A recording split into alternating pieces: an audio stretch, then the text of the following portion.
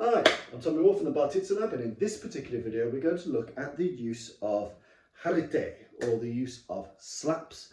Slaps are really important from a self-defense perspective, and you can generate some awesome power using them. I typically take a lot of the slapping approaches from both sumo wrestling / early jiu-jitsu, and also from savate and some of the earlier savate manuals that we predominantly use open-handed blows. I'll talk you through some of the more common slaps and approaches that we use in the Bartitsu Lab, something you can practice at home.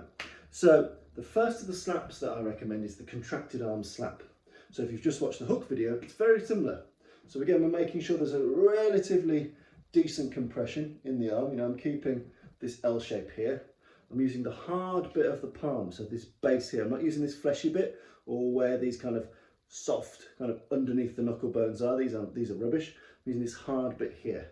And I'm firing the slap like so. So I'm firing it with all the authenticity of a hook. I'm keeping the shoulder high to defend my jaw. I'm keeping this relatively close to my body. So if this is the target, these slapping techniques are really good at close and mid-range. Again, I might do 2 of these before getting you into a grapple.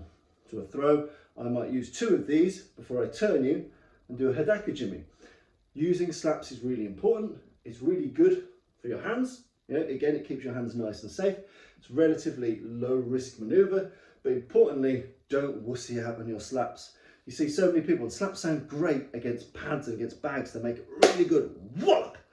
But unfortunately, people get a false sense of security by hitting bags and pads. So make sure you're hitting denser things, bob dummies, things like that, things that have got a bit more of a facial characteristic. But again, our contracted arm slap is launched this way. Again, it's designed to surprise at a pre-grapple stage. So if we're here, bang, I launch this through. My hip, my shoulder, my foot, they're all turning just like a hook. Bang, bang. I can also get an attachment, so I could hold your lapel, fire 2 of these in. I could hold the back of your head, fire 2 of these in, but it's important to put your body weight behind the contracted arm slaps. Next one is the overhand slap, or in 52 box they call it the handball killer. Now, just like you saw in the hook video, like so, the handball killer is like the game they play in New York, handball, essentially bashing rubber balls against walls. It comes over the top and slaps down, again slapping against the nose, against the jaw. It's an overhand slap. An overhand slap. These are quite good to disorient and distract people. So I might go from an eye jab to an overhand slap. Eye jab, overhand slap. Eye jab, overhand slap. They can cause a lot of disruption. They can cause a lot of pain. They come from an angle we don't see coming. So when they do hit, they hurt, because what we don't see coming hurts us the most. So the handball killer or the overhand slap, wow. At speed, we roll our body over. A lot of this is about the shoulder torque as well. Think of yourself bursting through like an Olympic swimmer. You're putting a lot of energy, a lot of torque, a lot of power. You're dragging yourself through the water. That's how the overhand slap works. And again, you're crushing this down on the opponent. Typically, this is in advance of something else. So I might do overhand slap, contracted arm hook, overhand slap, elbow. It can knock down guards, smash up noses, smash up jaws, and it really gives you a lot of confidence. If you're at slightly longer range than you'd like, it allows you to cover some range before you get into some of the nastier boxing work. Then we've got the reverse slaps. So if you follow savate, early chasson, reverse de baffe. You're using, in my versions of this at least, using the back knuckles here. And again, we're making sure that we whip this, almost like we're pulling a ripcord on a chainsaw. And we're rolling this across, we're bashing with the knuckles, we're typically aiming, again, for the neck or just behind the ear, and we're whipping this across. Again, making sure, like you would with a very powerful back fist or a back swing in tennis, that we're really putting our body weight, our turn. If I'm a ballerina and I need to get myself enough energy to spin, I can't just go, whee. I need to really rip myself across. I need to ripcord it. And that's where reverse de baffe does some real damage. Typically, it works well from a confusion or a distraction. I might pretend to talk to the friend and then smash here. I might look at my watch, smash here. You you can cause some serious damage. Obviously when you connect, bear in mind that it stops. So when you do it against the air, it will travel past the person as you practice. As you start to get bags and pads and people, bear in mind that as soon as it hits, it stops. So you need to make sure you're using that hand in a useful way thereafter. It's important with all slaps that a slap can turn into a grab and a slap can turn into a punch. So if I've done this contracted arm slap, I then might want to grab your ear, turn your head and hammer fist you into oblivion.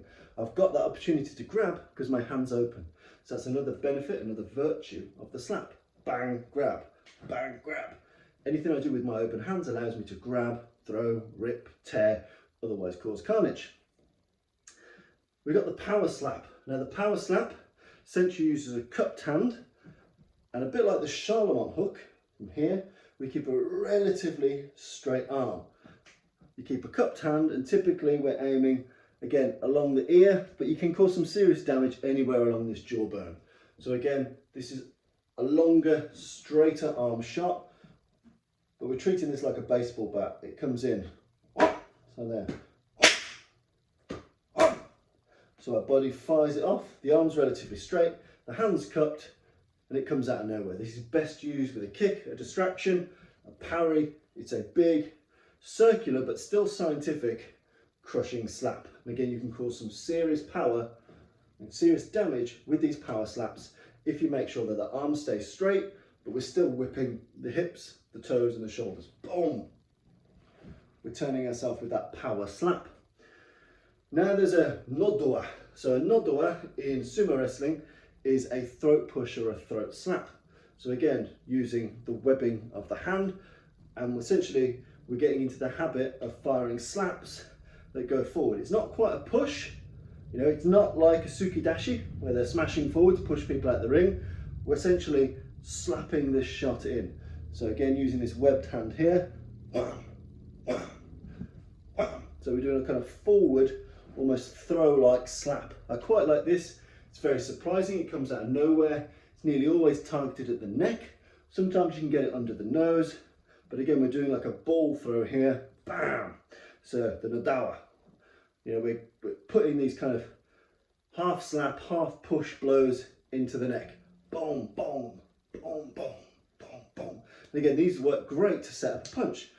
1, 2, 1, 2. Again, a bit like the cat's paw jab, if you saw me demonstrating that a couple of sessions ago. The nodowa, we're throwing a ball. We're driving this kind of half slap, half push with the hard web of the hand into the throat. And again, we're typically using it to A, cause damage, but B, set up another blow. Nodowa, hammer fist. Nodowa, cross. Nodowa, elbow. So to recap, slaps are really important. They keep your hands safe. They allow you to grab very easily. They're all round a very good tool. Be wary of hitting with a soft bit of your hand. Make sure you're still using a harder bit of the palm, and make sure you're giving it the same oomph, the same biomechanical seriousness as you would a hook. So making sure that your hips, your shoulders, your toes, they're all driving mass and power into these shots. So to recap, we've got the contracted arm hook that we use either from a grapple or pre-grapple stage. Bam, bam. We've got the overhand slap, again from a longer range, causing surprise and disruption, hitting people from an angle they're not used to, i.e. a vertical one. Bam, we're coming over the top, bam, very useful. We've got the reverse, which often comes again from a feint or from a fake or from a trick or a piece of kazushi, a piece of disruption. I go in my wallet, bam, reverse debuff, this reverse shot using the knuckles, bursting across and treating it like we're pulling the ripcord on a chainsaw. We're really firing this across. We're using our hips, we're exploding out there. We've got the power slap, which is a longer straight arm blow, using a more cupped hand, again to the ear or to the neck. Really torquing our body with this one, making sure it's very, very powerful. And we've got the nodowa, the sumo style forward slap. So we're slapping forward, we're pushing and slapping at the same time into the neck area, allowing us to set up something else. So from nodowa into hammer fist, nodowa into straight, nodowa into elbow. Slaps are really useful. You can mix them up with your boxing. So, you know, I could go 1, 2, power slap, contracted slap. So make sure when you are doing your Bartitsu, you are mixing lots of different arts. So it might be I go boxing, into these slaps, which allow me to grab, trip and throw. So again, moving from boxing into slapping essentially opens me up to get from boxing into grappling. It's a great middleman area between striking and grappling, which is safe, easy to use, and can cause some damage at any distance. So again, don't neglect your slaps. Make sure that you learn how to combine them with your boxing. 1, 2, 3, 4. Make sure you can blend your combinations. 1, 2, 3, 4. Again, build them in with boxing, with savate, with jiu-jitsu. They're really important tools. They're really great bridging tools between striking and grappling. So learn to enjoy them, learn to trust them and rely on them, and make sure you can throw them powerfully with some venom.